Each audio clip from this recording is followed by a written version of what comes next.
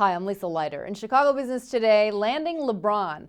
The sports world is buzzing with talk about LeBron James possibly joining the Bulls.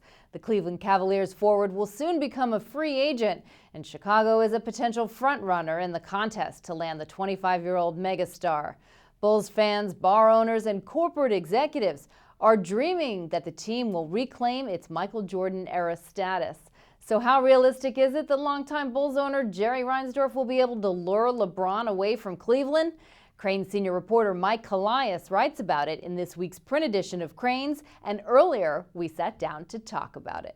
Mike, thanks for joining us. Thanks, Lisa. So how realistic is it for the Bulls to land LeBron? What are you hearing? People think they have a decent shot only because they're among a small handful of NBA teams that have cleared the salary cap room they've needed to clear.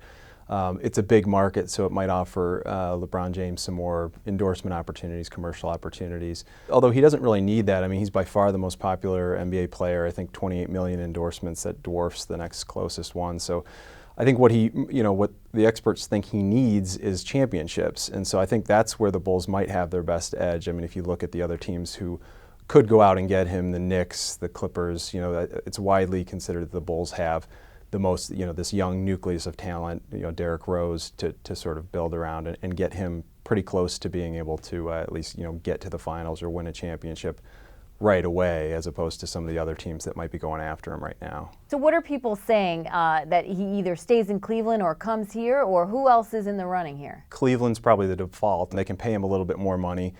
He's from just outside of Cleveland. He's got roots there, so that would make sense. The Knicks, have cleared cap room, and they're obviously a big, enticing market. The Nets are sort of in that same realm. The Miami Heat could afford to get him. The LA Clippers, which would be a reach because the Clippers have never been good, but it's LA, so that's kind of the universe right now. And what's at stake here for the Bulls? I mean, is it LeBron or no one? I mean, how else can they get back that Michael Jordan era like fame? It's not LeBron or bust. This is the best free agent class there's ever been by far in the NBA. There's guys like Dwayne Wade, who's a Chicago native, Chris Bosh, who plays for Toronto right now. I mean, so there's other pieces that they could bring in, and with the talent they have right now with Joakim Noah and Derrick Rose, I mean, they could very well vie for championships. But one thing they have done is they've kept people in the seats. Their attendance, they led the league in attendance last year. But in terms of things like their corporate suites, I mean, they used to sell out during the Jordan era. They had more than 200 of them. Now they have fewer than that. They don't sell them out. Their ad rates on broadcast probably aren't what they were in the Jordan days. So I think although you'd see all those things roar back if a guy like LeBron comes here and they start vying for championships or winning championships. And if they do end up luring LeBron, then what does it mean for the city? Who would benefit from this? We talked to a guy who owns a restaurant in the West Loop who says when LeBron comes to town, which he was 4 times this past year to play at the United Center down the street, his crowds would double when he was in town versus a normal Bulls game. So he's got that kind of draw. I mean, it brings sort of that tourism element back a little bit, not necessarily people flying in to see LeBron, but people who are in town.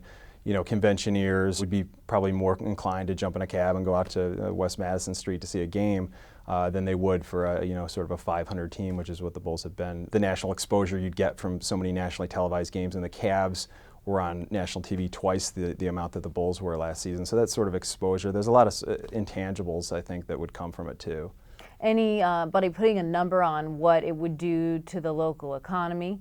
We did have a UIC economist who sort of boils it down to about 5. The key is the extra playoff games, because if you make that postseason push, if you go to the finals, that's an extra 10, 12, 14 home games, which the Bulls over the past decade have been averaging about 1.5. So, that brings in, he would estimate per game $5 million a year just spent at the stadium. Everyone who goes there is spending a couple $100 on tickets and parking. And then more broadly across Metro Chicago, he thinks roughly $30 million spent on just people going to bars or ordering pizzas. The extra TV ad spending that would go on. So he pegs it all told $350 million a year extra if the Bulls are vying for going deep into the playoffs every year. Over a 6-year hypothetical LeBron contract, that's a couple $1 billion over 6 years. So you can dream about that, but. Yeah, no small change there. I'm sure every Bulls fan is dreaming of a championship win, that's for sure. That's right, that's right. All right, Mike, thanks for joining us Sure. today. And that's this edition of Chicago Business Today. Read Mike's story on chicagobusiness.com or in this week's print edition of Crain's. Thanks for watching. We'll see you tomorrow.